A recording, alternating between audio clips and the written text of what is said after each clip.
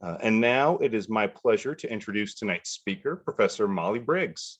Dr. Briggs earned her PhD in the history and theory of landscape architecture from the University of Illinois at Urbana-Champaign, where she also earned a Bachelor's of Fine Arts in Painting.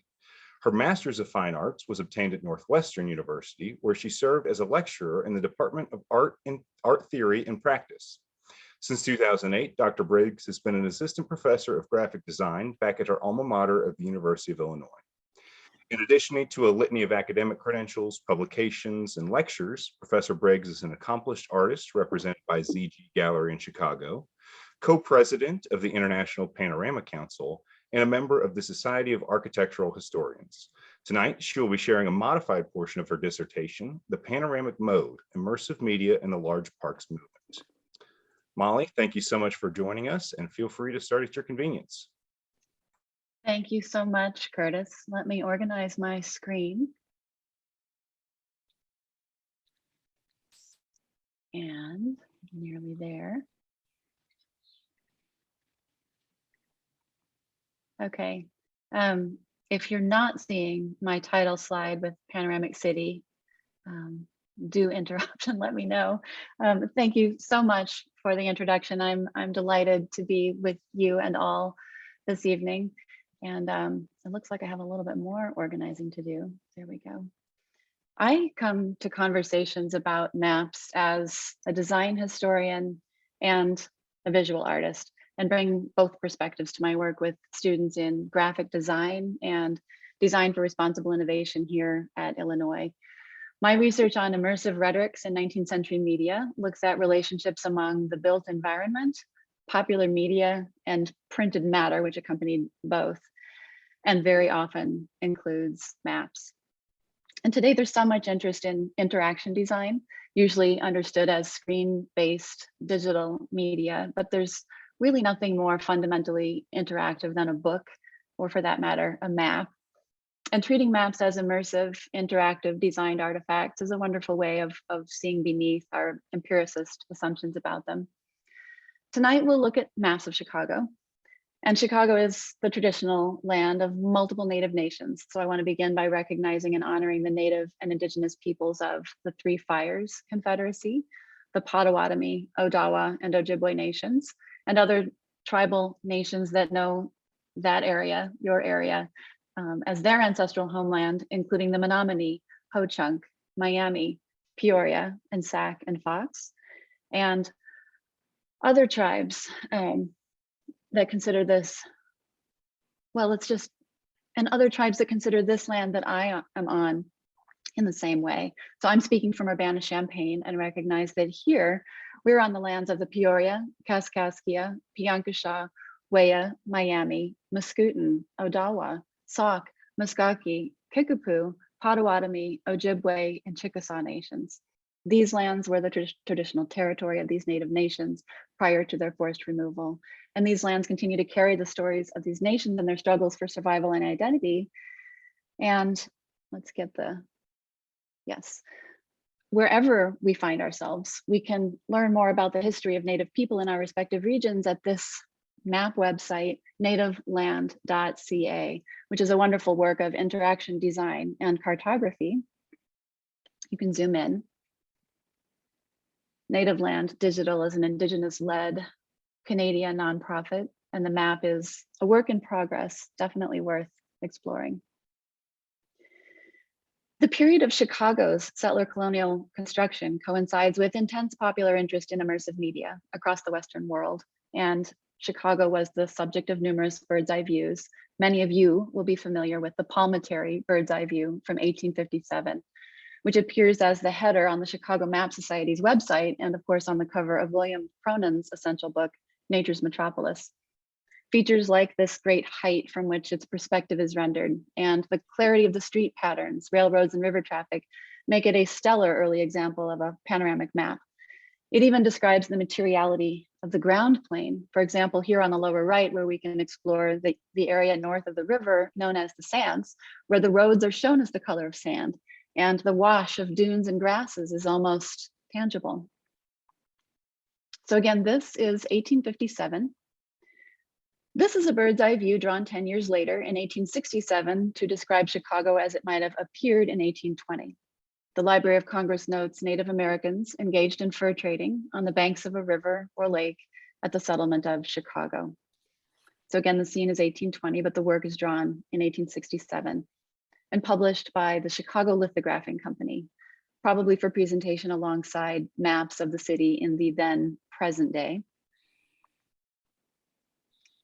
In 1868, the same company published this bird's eye view looking southwest.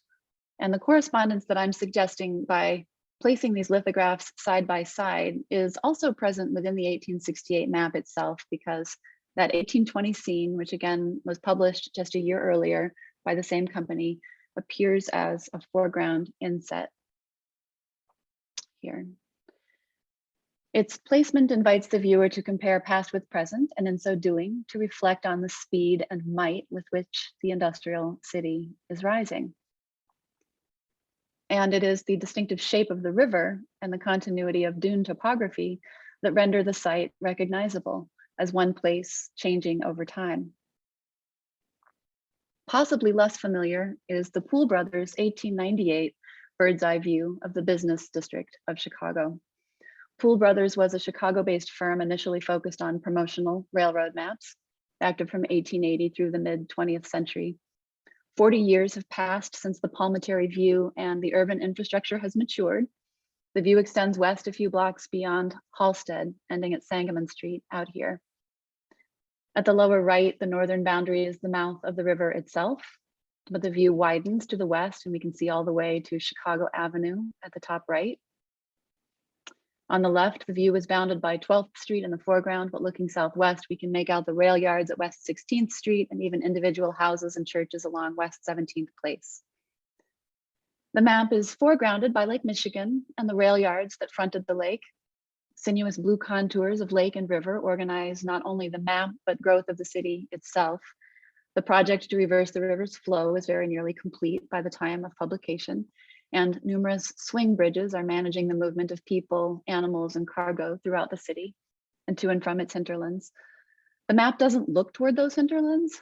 Unlike the views from 1858 and 68, the view here is on the active economic center.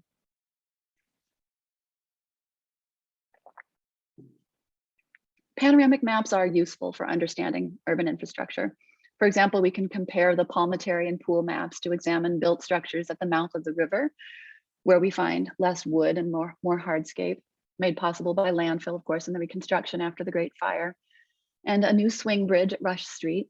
The rail yard is still present, but the lines have been reconfigured. Moving up the river, the swing bridge at Clark is still present, and new bridges appear at Wolcott and Dearborn. At the lake frontage, the basin visible in 1857 here has been completely filled in. Both views capture the lakefront green space between Michigan Avenue and the railroad, but whereas in 1857 it appears as a parade ground, by 1898 we find indications of formal garden features and major construction, including the Art Institute, completed in 1879. And of course, there's all new construction along Michigan Avenue. Horse and carriage transport that we see here has been replaced by the elevated train line here, and we can see the raised street level of Jackson as the street continues away from Lakefront Park. What I'd like to do now is reflect on the medium itself. The term panoramic map describes maps drawn in bird's eye perspective. The Library of Congress has a comprehensive collection. Panoramic maps were popular from the mid-19th through the early 20th centuries, and production really took off after the American Civil War. Distinguishing features include that careful description of street patterns and individual buildings, distinctive landforms, and the elevated viewpoint untethered from the ground. So not a view from a hilltop or a rooftop, but a view from the air. Of course, not all bird's eye views are panoramic maps, and the panoramic maps of this era differ from their predecessors in the Renaissance and other periods in the distinctive height from which their perspective is rendered and the specificity with which their features are labeled. It's not that scale was necessarily accurate, but panoramic maps presented an enormous volume of data. John Hebert writes, preparation of panoramic maps involved a vast amount of painstakingly detailed labor. For each project, a frame or projection was developed, showing in perspective the pattern of streets. The artist then walked in the streets, sketching buildings, trees, and other features to present a complete and accurate landscape as though seen from an elevation of 2,000 to 3,000 feet. These data are then entered on the frame back in the workroom, which means that those buildings and landforms are plotted on the perspective street pattern and then raised in perspective with details that have come from the life sketches. It's really an incredible marriage of science and art in the service of data visualization. The medium is distinguished in the US by the sheer volume of publications and the extent to which it's employed to describe municipalities of all sizes, not just urban centers. In the US, panoramic maps were issued as freestanding works, not just parts of larger projects like atlases or descriptive books. Their production indexes a specifically North American cultural and geographic condition in which towns and cities are founded and growing in rapid real time, their inception and relative maturity often occurring within the memories of individual citizens. And as such, panoramic maps played an important role in the social and economic development of the United States. These maps are well understood for the part they played in this process and commonly consulted for information on the infrastructures of transportation and communication.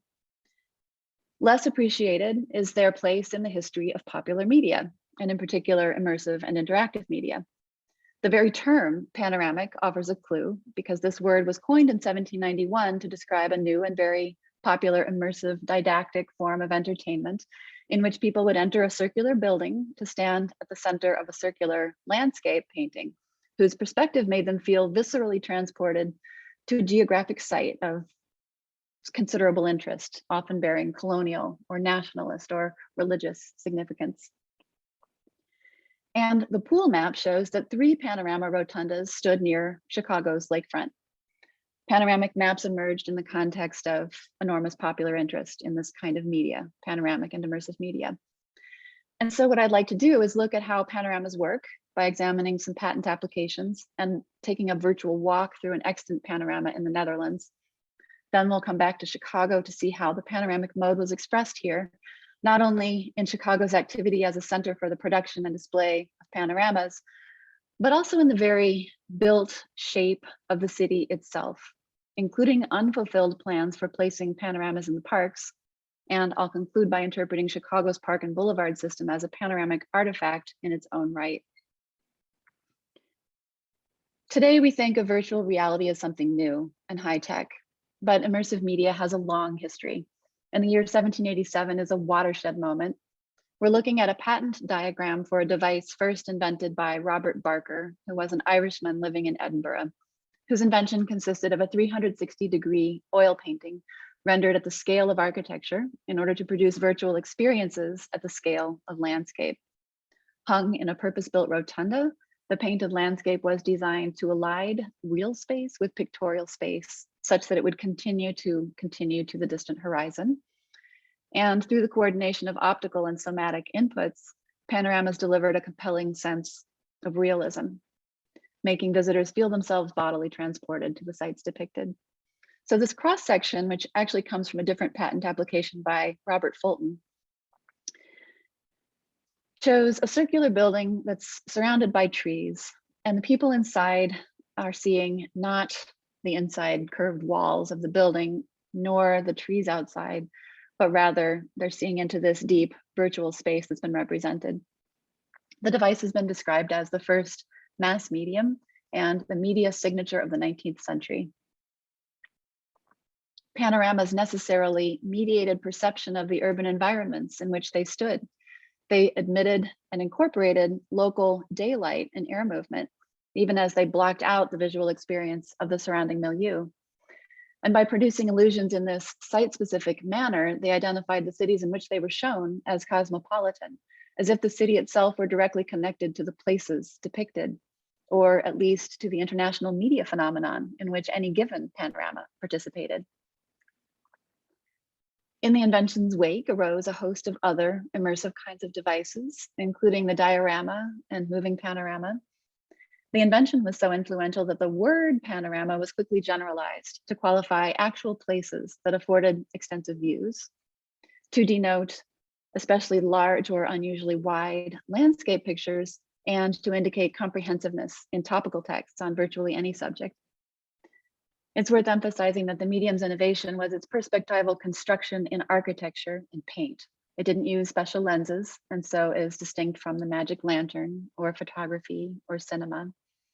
It was simply a painting composed in a new manner on an unprecedentedly large scale, so 30 to 50 feet high, lit by daylight and architecturally disposed to surround the viewer and induce the perception of deep space and the feeling that one has actually been to the place and or time represented.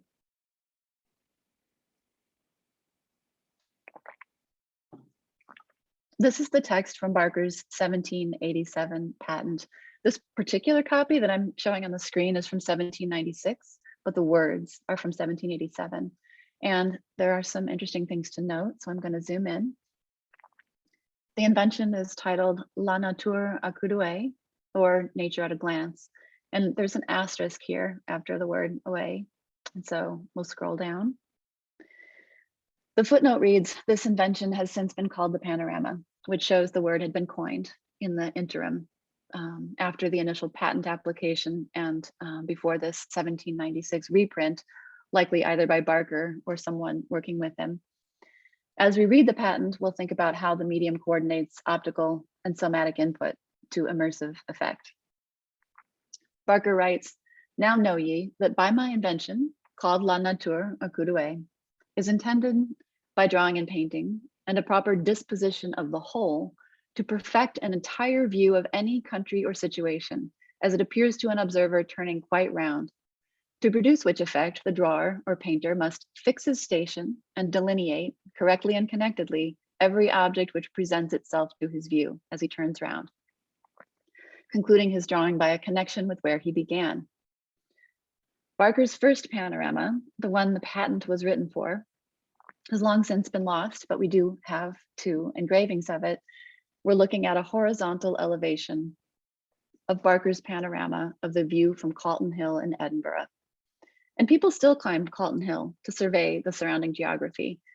This was especially important in the 1780s because the city was expanding with an old town, with a new town being built some distance from the medieval old town. And from Calton Hill, people could see both and thus understand that evolving urban fabric. So this view was issued by subscription on separate sheets, 6 sheets. And I've collaged them together here in order to get a look at the way the panorama was composed. Again, it looks like a horizontal elevation, but it's actually a 360-degree view from one central point. If we were to bend the image, its ends would connect. And we can see that here in the lower image, the lower of the two images. I've moved the left sheet, this one, down here to the bottom right, and it lines up perfectly, which shows that it is a circular view. Of course, keep in mind, this isn't the panorama. The panorama was a huge oil painting on canvas. What we have left are two engravings, this one and this one. So this print represents the same view. The circle in the center describes the viewing platform here, so that's in plan view. This kind of diagram would have been available for a small fee to visitors who would hold it in the hand and turn it to match the view while they're moving around on the platform. And in this way, it serves as a key to the landmarks shown in the panorama. So one way we can think about these relationships is that the panorama is a kind of map of a place. And the circular diagram is the key to that map. But the diagram can also be explored independently of the panorama. It could be used to interpret the actual view from Calton Hill if we were there. And so in that sense, it's a map in its own right. It has to be turned in order to be read. Literally, you can't read the text without turning it. And as such, it's highly interactive. By the time the key was engraved in 1805, Barker had mounted his panorama of Edinburgh in a new double-decker rotunda he'd commissioned from the architect Robert Mitchell, built at Leicester Square in London. And so although Barker created the panorama of Edinburgh while living and working in Edinburgh and first showed it to audiences in Edinburgh, it soon allowed people in London to virtually visit another city. Middle-class people couldn't necessarily travel internationally yet, and so a device that could afford virtual travels was compelling. And this is a cross-section of probably the most famous image of a panorama, a cross-section of the panorama at Leicester Square. It was published in 1801 and actually housed two panoramas referred to as the upper circle and the lower. The patent explains that the artist must observe the lights and shadows, how they fall, and perfect his piece to the best of his abilities. So this is about how to paint the picture. And Barker is being intentionally vague.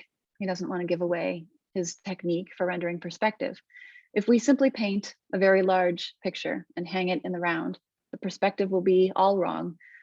Horizontal lines will appear to bend, and forms will refuse to resolve either individually or in relation to one another. But there's no commentary about any of this. It goes on. There must be a circular building or framing erected on which this drawing or painting may be performed, which means the artist could paint directly on the curved walls. Or the same may be done on canvas or other materials and fixed or suspended on the building or framing. This is saying the painting must be presented in the round. And here, again, the lower half of the Fulton diagram is showing the building in plan view, including the platform. The watercolor on the left shows Barker's Leicester Square rotunda as it appeared from the street. The circular building is set back behind the other storefronts, so it's visible here. And of course, on the right, we have that cross section of what's inside.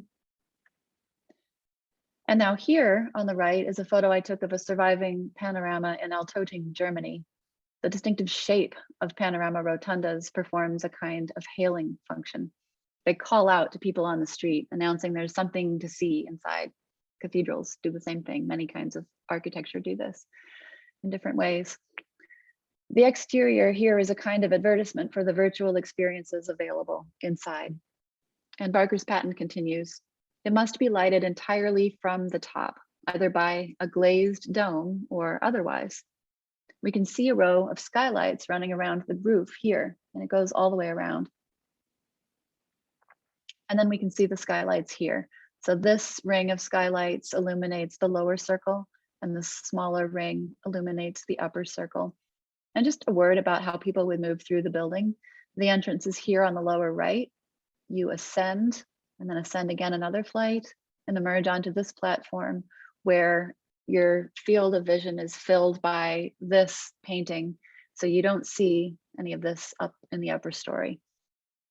To get to that, you come back down, pass down the hallway behind this structure and along two staircases and up.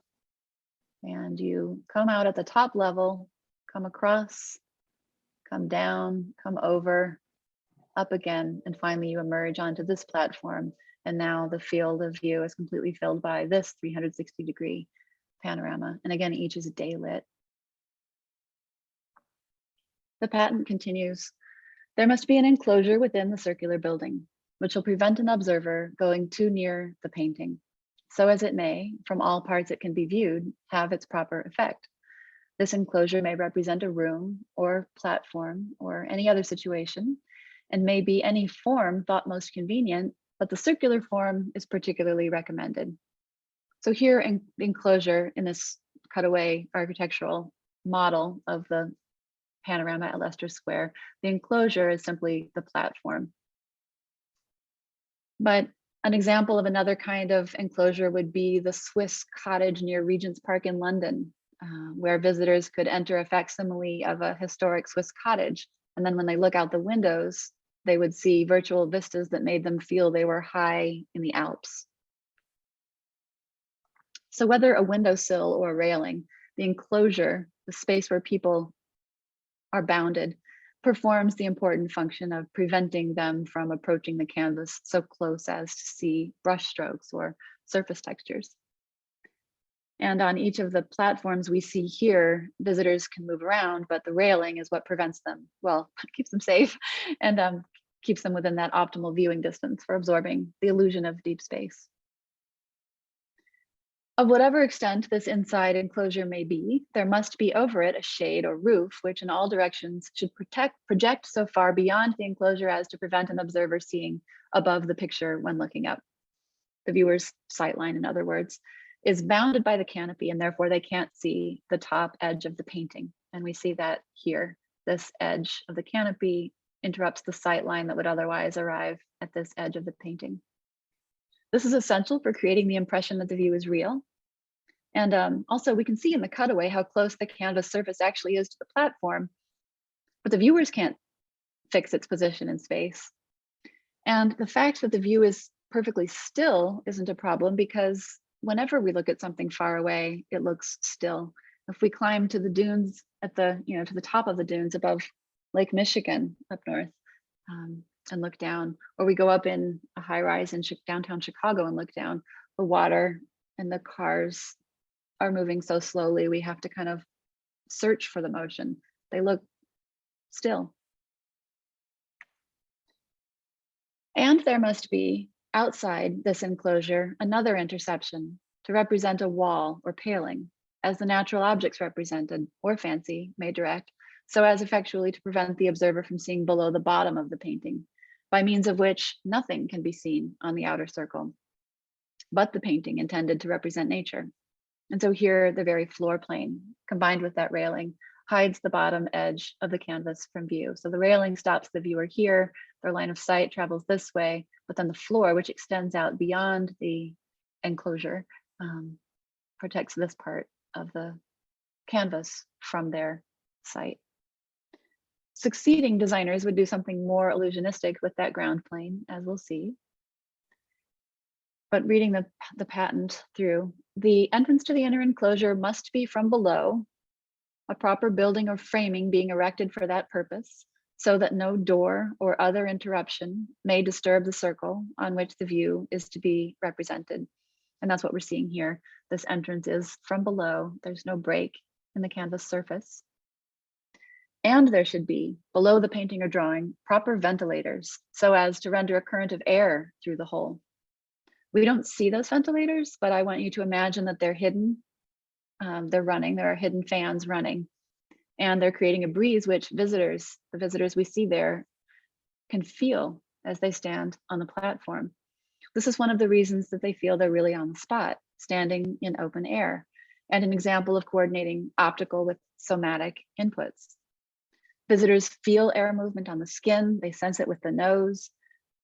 And another somatic input is born of the simple fact of standing, of bearing one's own weight while moving around to view the scene. Visitors aren't seated. They're not being asked to leave the body behind, as happens in the theater. Rather, as they move about, they feel their own weight, even as the visual illusion continues uninterrupted. This is what Barker means in the last sentence. And the inner enclosure may be elevated at the will of an artist, so as to make observers, on whatever situation he may wish they should imagine themselves, feel as if really on the spot. There are a number of extant 19th century panoramas today in North America, Europe, and Asia. This photograph was taken from the platform inside the Mestdag Panorama in The Hague, in the Netherlands. It was painted in 1881 by Hendrik Willem Mestdag, and by this time, panorama companies had standardized the format with canvases about 50 feet high. Standardizing allowed them to circulate canvases from rotunda to rotunda, and this panorama has a faux terrain, false terrain, a sculptural feature which serves not only to conceal the canvas's lower edge, but also mediate 2- and 3-dimensional space and force the perception of spatial depth. Mestdag was a fine artist, known for seascapes and great skill at capturing light and atmosphere. The landscape paintings came first, then he makes his panorama, and later a museum dedicated to his work is built in front of the panorama. We don't see the rotunda from the street here on the right, because it's blocked by the museum's facade and other buildings. But we can see it from the air. It's here, and we can see its frosted glass skylight. And we can see the roof of the museum that is set before it. We're going to enter the museum from the street here. Now we're standing in the front gallery with our backs to the street outside. We see 3 galleries set one after another, and beyond that, a hallway. On the left, the hallway leads to other galleries and facilities. On the right, a darker passage which leads to the panorama. So we're headed this way. Someone's just entering the dark hallway ahead of us. Darkening the hallway that leads to the panorama wasn't mentioned in the patent, but by the 1870s, the dark approach was common. And as we move along the passage, our eyes adjust to the low light. The air is still and close. We can feel that we're indoors. We approach a spiral staircase and see that light is falling from above. And as we climb, the temperature falls and the breeze lifts our hair. If I'm carrying a hat, I might be moved reflexively to put it on. We emerge in the bright light of day. We may not notice that the floor slopes, but as we step onto the platform, the body registers the irregular geometry associated with outdoor experiences. Other visitors are gazing out at water and sky. We feel we're at the seaside, a 19th century viewing platform, high in the dunes at Scheveningen, a fishing village near The Hague. Notice the brightness on the right. As clouds pass overhead, the light shifts, just like in real life. And in this way, phenomenological features of the actual day become part of this virtual experience. We can see it here too. It's exaggerated by the camera, but it's an important part of being there. We can't discern the point where foreground ends and painting begins. If we really try, we might make it out, but we'll continue to feel as though we're really on the spot. We really can't shake the impression of depth, even if we know how panoramas work. Daylight casts realistic shadows, and the false terrain hides the bottom of the canvas. The canopy hides the top edge of the canvas. And here we can also see the device that Mestag used to make his initial composition. He stood this tripod high in the dunes and traced the view on the glass. And here we're standing outside the exhibit, behind the scenes, looking up past the canopy at the skylight, which wouldn't be visible from the platform. The effectiveness of daylighting requires not just a skylight, but specifically frosted glass. A cloud is passing as we look up, but its contours are diffused. Frosting the glass prevents shadows from falling across the canvas surface. And this is what happens if you don't have frosted glass. So this is at the panorama of the Battle of Waterloo in Belgium. They had a renovation and replaced the skylight with clear glass. And so we see sharp light and shade being cast from the skylight onto the painted surface, which really fixes its position in space and thus destroys that illusion of depth. This is a view from the understory at Waterloo. I found fragments of the original skylights in the dirt floor where it had fallen during the renovation. And, holding it up to the light, you can see that the fragment is translucent. It's not transparent. We'd see those shadows here at Mestag too, if not for the glass panes being sandblasted. The play of light supports the impression of a naturalistic landscape. If we step behind the scenes, the illusion falls away. On the left, we can see penciled grid lines on the canvas and grass collage that blends with the painted grass when viewed from the platform. We can also see the hydraulic lift that runs along a track for touch-ups. Visitors are standing just above us here on the platform, but we can't see them and they can't see us. So now that we have a sense of what panoramas are and how they work, we'll return to Chicago. But before we consider Chicago's panoramas, we're going to reflect on urban planning. In 1866, about the same time this bird's eye view on the left was released, the Chicago Times published a plan for a proposed park and drive system consisting of a thick green belt to surround the growing city. This is a bold conceptual diagram that argues that an encircling system would recast the city as a locus amenus. In its rectilinearity, the plan echoed and reinforced the street grid that already regulated the region's natural topography. The only organic contours are those formed by water.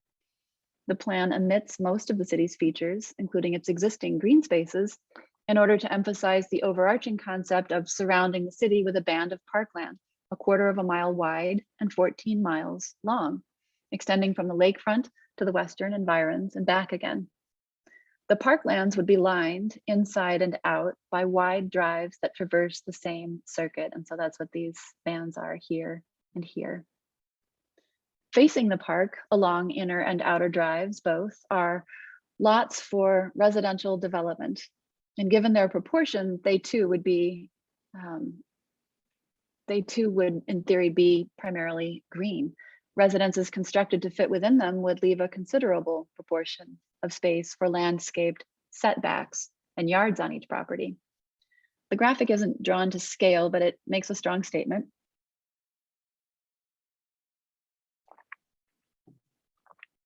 In 1869, 3 years later, the city's 3 park commissions passed a series of bills establishing a comprehensive system of parks and boulevards, legislative bills. So it's a legislative process. And by 1879, construction was well underway, and this Rand McNally map shows the earlier concept sketch was becoming a reality. A chain of boulevards studded by 6 large parks were indeed disposed as a ring around the city and completed or very nearly completed by lakefront boulevards. So this is happening out here and then coming back up like that. Chicago was becoming a panoramic city in 3 senses. First, the logic of immersive media played a significant role in the push for and design of its park and boulevard system, as commissioned in 1869 and constructed between 1870 and the turn of the 20th century. Second, the visual and rhetorical terms of immersive media attended the system's representation during that period, and arguably into the early decades of the 20th century. And third, the city was an active center for the production and consumption of panoramas in the 1880s and 90s. Park and boulevard construction began in the early 1870s as the second international wave of interest in panoramas was emerging. The middle decades of the century had seen the rise in the United States of moving panoramas and other immersive attractions, but interest in the sine qua non of immersive media, the panorama itself, resurged across the Western world in the 1870s, catalyzed by 3 factors. First, the world exhibitions, which expanded on the logic of the panorama, had the effect of reanimating the medium's relevance. Second, the Franco-Prussian War of 1870 to 71 was the subject of a great deal of propaganda, and the medium was appropriated for that purpose. And third, as viewers flocked to panoramic exhibitions, investors saw an opportunity to capitalize on this renewed interest. Companies and international networks sprang up, the largest and most notable being the Belgian Panorama Society, which had offices and presentation spaces throughout Europe and the Americas. By the mid-1880s, standardized rotundas appeared in cities in Europe, Australia, Japan, South America, Canada, and the United States. Regulating their proportions meant investors and operators could circulate canvases across countries and continents, reaching new audiences and maximizing profits. Chicago was an active participant, and the first US patent for a dioramic or panoramic structure was granted in 1886 to Chicago investor Charles Henry Ritter. And as we've seen, the Poole brothers' panoramic map serves as a handy index of this period currency of the panoramic mode. It clearly shows the locations of Chicago's 3 longest standing rotundas. The pair at the corner of Wabash Avenue and Hubbard Court, and that corner was also known as Panorama Place, are rendered with considerable architectural detail.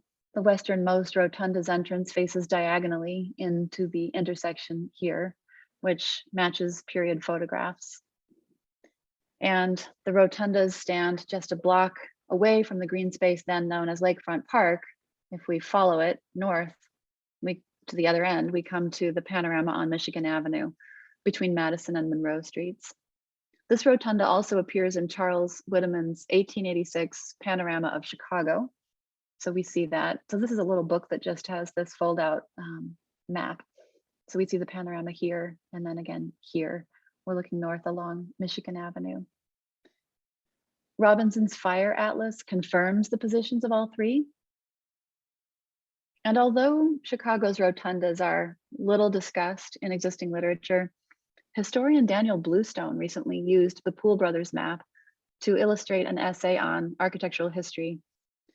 Despite Louis Sullivan's transition from designing shirt front buildings to all-around structures, the architect continued to design examples of the former into the early 20th century, and in one case, a shirt front building replaced a round building. The round building in question was that rotunda on Michigan Avenue. Bluestone suggests Sullivan was grappling with the politics and ethics of display in the modern city, and by developing all-around buildings, the architect envisioned and helped develop the city itself as a panorama. That is, as a place where human passion and emotion can be channeled and framed by art and beauty, which Bluestone presents as the cyclorama's province, suggesting that the period currency of the medium offers meaningful context for understanding Chicago's architectural history. Whereas Bluestone's association between the rotunda and Sullivan's shirt front design functions as an epitaph, I see a more foundational association between the roles played by the cyclorama, read as the hybrid interactive construct of image, architecture, and geography, and the large park and boulevard system, read as the hybrid interactive construct of image, landscape architecture, and geography. The rotundas shown on the Poole map appear in multiple period visitor guides.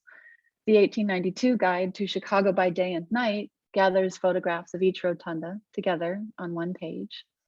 The 1892 Artistic Guide to Chicago describes panoramas in a section headed Theaters and Amusements, where the entry for the Battle of Gettysburg reads, an historical representation of one of the great battles of the Civil War. From a central elevation, you view the contending armies in the full heat of strife. And this is all about the panorama on view inside this rotunda here on the right. In the full heat of strife, look where you may, you see wide stretches of country, dotted by small groves, with fields of golden grain between. Here are regiments with broken ranks in hand-to-hand conflict. There are battalions in battle array, moving steadily on to the scene of conflict. The smoke of cannon and flash of steel are all about you. The wounded, the dying, and the dead are scattered about the field. You are in the midst of black-browed war, with all its attendant horrors and its heroic inspirations, open day and evening. So following this are entries for the casino, the Chicago Opera House, a litany of theaters, and then finally the panorama of Niagara Falls, which is here across the street. The guide notes, this is the monster painting that had such a successful run in London, coming straight to the city from there. It was painted by the celebrated French artist, Paul Philippeteau. It's 50 feet in height and 410 feet in circumference, while 4 tons of paint are spread on the canvas. The point of view is the top of the old museum on the Canada side, and the 2 great falls, Goat Island, the Maid of the Mist, Suspension Bridge, and all the other well-known Niagara features. They're portrayed with a realism and accuracy of detail that is almost startling. 2 dioramas by the same artist are shown without charge to visitors. They are a very good view of the Whirlpool Rapids and a highly colored southern scene, cotton picking on the Mississippi. The exhibition is well worth a visit from all strangers, open daily, and Sundays 10 to 10. Another guide registers in its formatting the shared significance of parks and panoramas. Its cover uses differing typefaces to group the attractions it gathers. Theaters, art galleries, and museums form the first category, clubs, libraries, and societies the third. The second category comprises parks, panoramas, and palaces.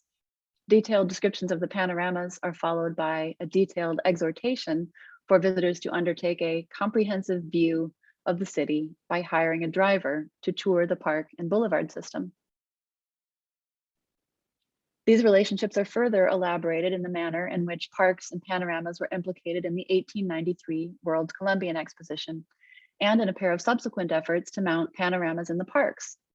The 1892 Artistic Guide includes a 27-page review of the parks and boulevards that opens with language expressing the system's co-extensiveness with the exposition. The glory of Chicago is in her parks and boulevards. Here are gleams and glints of beauty, shifting light and shade, the profusion of prodigal wealth, combined with unassuming gentleness and unobtrusive modesty. Miles of meadow, mead, and dale have been converted into acres of emerald lawn. So this impressionistic description continues, and then the boulevards are described as a circular system. The chain of boulevards, with the improvements now underway, will encircle the city to make the longest continuous pleasure drive in the world. When the remaining gap of 2.5 miles of common street shall have been transformed into a boulevard, it will be possible to start on Michigan Avenue at Madison Street, drive south to Jackson Park, thence by way of the West Parks and boulevards to Diversey Avenue, down to Lincoln Park, and along the Lakeshore Drive to the starting point.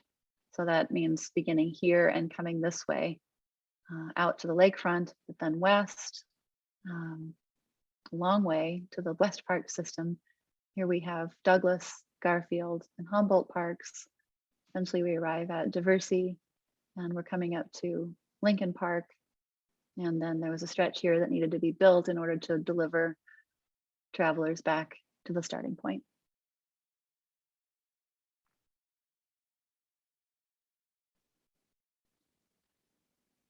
A distance of about 35 miles. All this length of road will be a pleasure drive, not surpassed by anything of a similar kind in the world. By the time the Columbian Exposition opens and Chicago begins to bid welcome to all the nations of the earth, this superb succession of parks and pleasure roads will be completed and ready to be offered for the use and admiration of the visitors. Historian and political theorist Timothy Mitchell describes panoramas as the forerunners of the world exhibitions, which were organized on an ever-increasing scale as Europe entered its imperial age.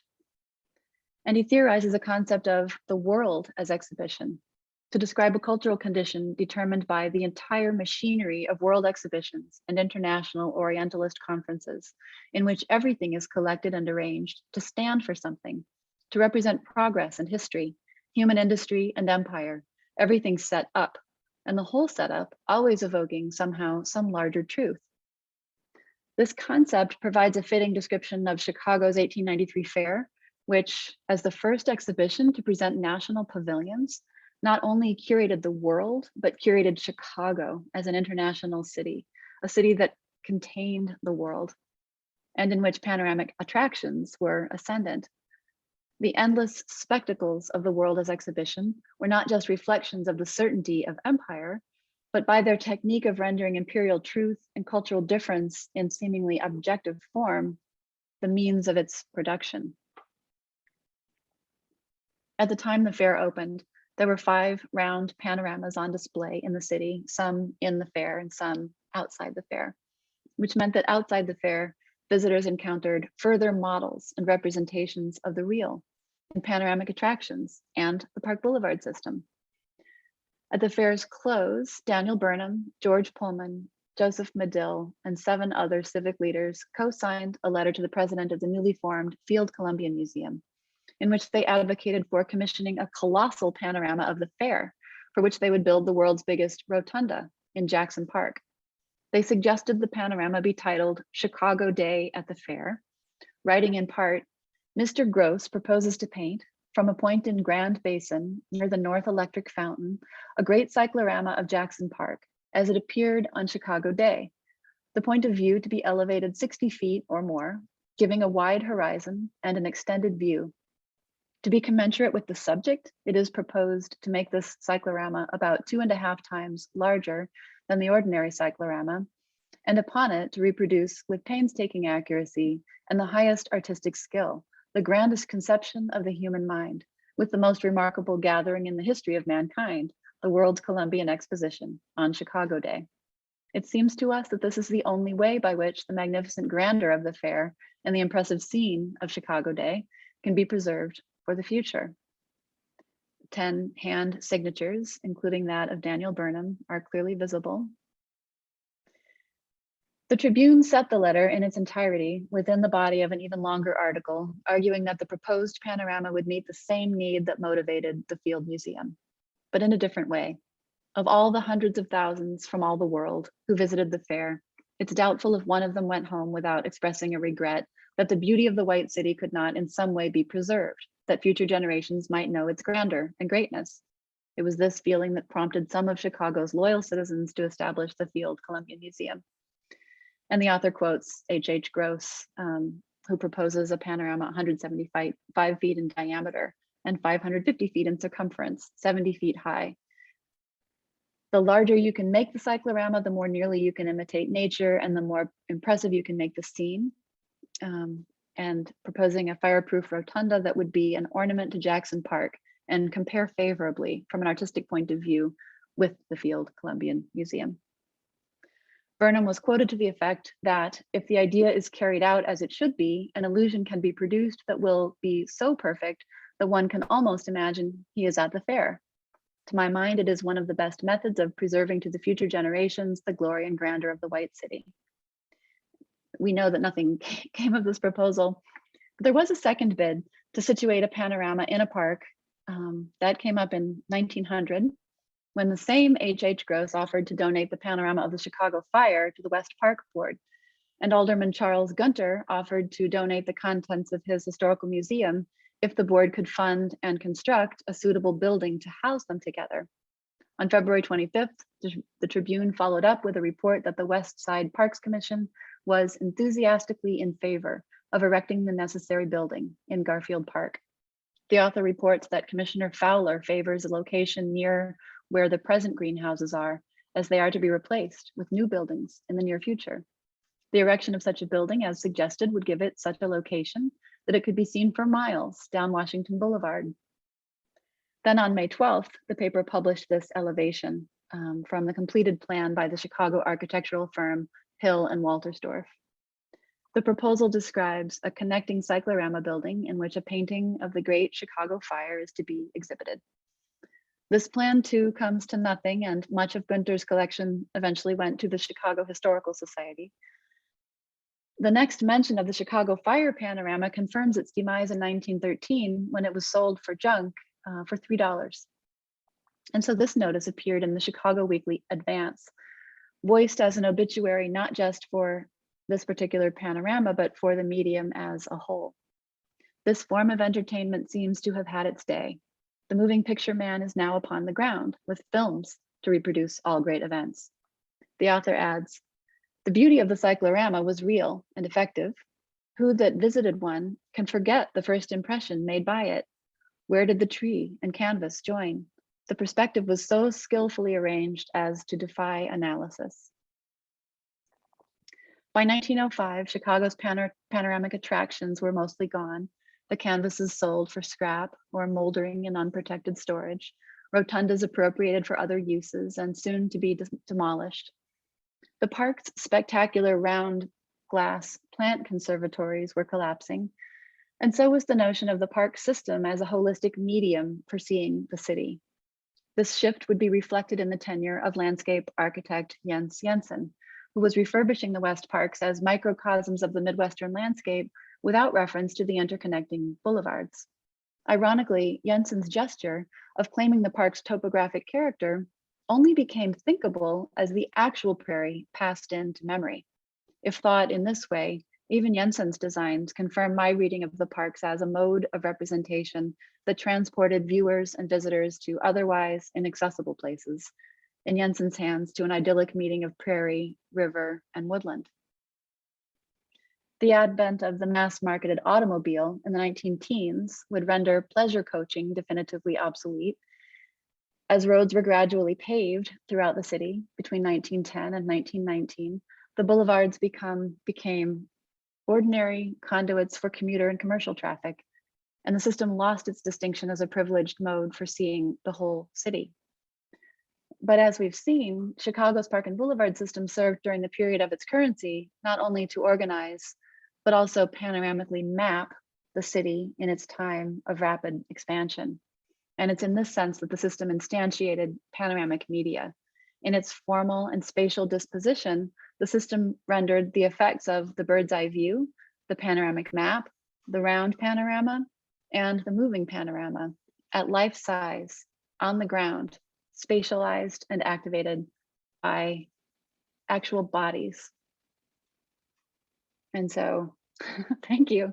I'm grateful to the members of the Chicago Map Society and my colleagues, Curtis Wright, Nick Lowe at the Art Institute, the McLean Map Collection and its staff, Richard Pegg, AJ Redding, and Tom Hall, who welcomed me recently.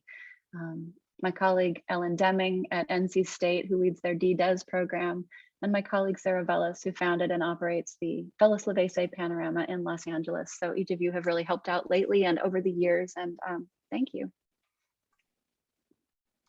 Thank you, Molly. That was absolutely immersive and wonderful, both as it related to the broader phenomena of the panorama, but especially as it related to Chicago. So that was really informative. And now we would be happy to take questions, either if you'd like to raise your hand. So I see we've got Martin.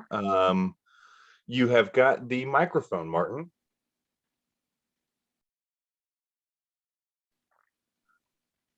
All right. Well, as Martin takes the mic, we've got a question. Can you talk a little bit about the difference or the discrepancies between a panorama and a cyclorama? That's the same thing. And the reason why there needed to be a new word is because of the way that the word panorama got immediately applied to so many things. So pretty soon it meant everything and nothing. So then when you're talking about a round attraction, you need to be able to say that it's that kind of panorama. And so the new word gets coined, and that emerges in the mid-19th century. Got it. Thank you. Marty, can you hear me?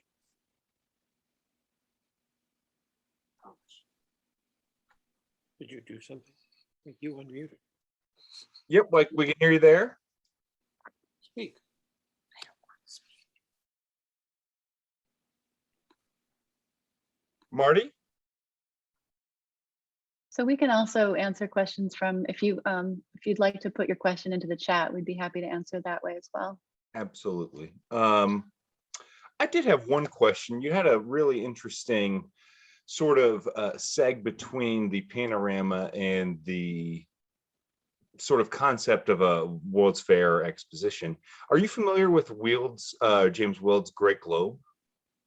Yes. And what role does that play in sort of the transition between a panorama and the exposition of the world? So I want to remind myself when that was. I think it was 1851. Yes. So for the Crystal Palace exposition, like the first World Fair. Yeah. So I think that it's a wonderful condensation of the fact that so Tim Mitchell describes panoramas as the forerunners of the world exhibitions. So then what you have when the world exhibitions emerge is a whole lot of panoramic media within them. And so I think this is an exemplar of that. So there was all kinds of creativity in adapting the form in different ways. You know, the Crystal Palace is a kind of immersion that you can see into from the outside and out of from the inside, but within it are all these worlds. So yeah, it's like a somewhat nested and proliferating construct. Arguably, an exhibition is simply a larger version of a panorama with more parts and more complex. And there's a wonderful stereographic called All the World Coming or Going to See the Great Exhibition of 1851 by George Cruikshank. It was published in a book called 1851, and there's a whole long title about the Sandboys family going to the fair. So Cruikshank and Mayhew collaborate. Mayhew writes it, Cruikshank illustrates it. And so it's a stereographic, like a map of a panorama, right? But it's a picture of the globe with all the people coming. And it's incredibly descriptive of the ideology of empire and the way that it illustrates the people and uses light and darkness on the globe and everything else. I could find us an example if we needed it. We've got a question from Sarah. How do you think the impulse to map make and plot out territories, whether they be local or at a distance, is connected to the impulse to recreate reality?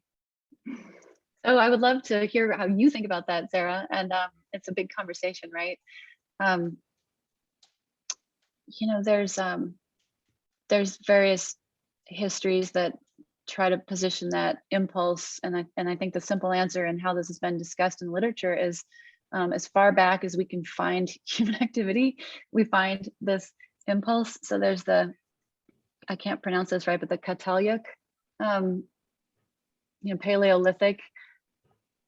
So if we think of cave paintings, it's a kind of thing like that. And there's a lot of debate about whether that's a map, but that goes back to the, about as far back as we can see. So the need, I think that we understand where we are through representation throughout human history. So then we could say, okay, well, how are we going to map this history? What are some of the big turning points? And I'm just as I would love to hear, I would love to hear some suggestions. There's a lot of places we can put that. Marty, Bjorn, Marty and Ron, I see you've got your hands up. You guys have the permission to talk, but you could also submit your question through the chat box. I have one more, at least for you, Molly. You've been exposed to numerous panoramas. If you had your choice of any sort of recreation of a panorama, of an event, of a historical event, what would it be? Well, I'll have, the real answer is I'd have to get back to you. Because there are the fun answers, the spectacular answers. And then there are the, okay, I've got the answer. Here's the answer. Take long at all. Yeah. Alexander von Humboldt, the German polymath, wrote, he did the exploration of South America, the coast and some of the inland in 1801 through 1803, and then spends decades writing about that. And his graphic work is so important in the history of scientific visualization. It's also so artful.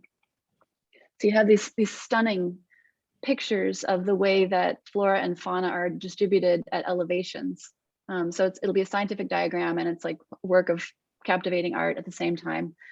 And in Cosmos, which is this 5-volume set published over time in the 1850s, and it was supposed to be a book that included everything we know about the mapped world, so to speak, through the sciences.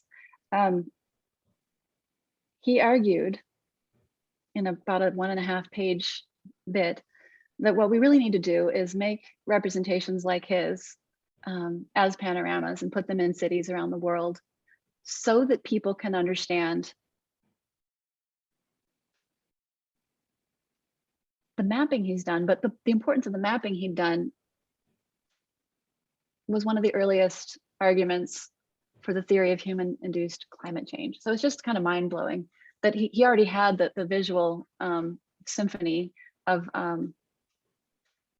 drawing people in, and he had the data that needed to be shared. But the idea that somebody like that is saying, let's do it in panoramas, I think we should build those. There you go. We have a 360-degree view of Chimborazo in every capital. I like that idea. Right.